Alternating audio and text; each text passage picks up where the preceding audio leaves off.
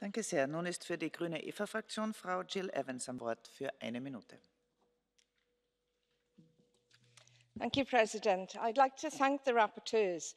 There are some excellent points in this report, such as the key role of non-formal and informal learning, quality frameworks for apprenticeships and internships, and the inclusion of social partners and civil society.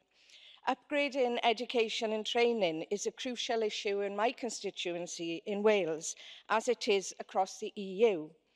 And given the recognition that the labour market is dynamic and future skills needs have to be considered, we believe the report could be strengthened by clear reference to the huge innovation and employment potential of renewable energy sources and green technologies, and the skills required for those.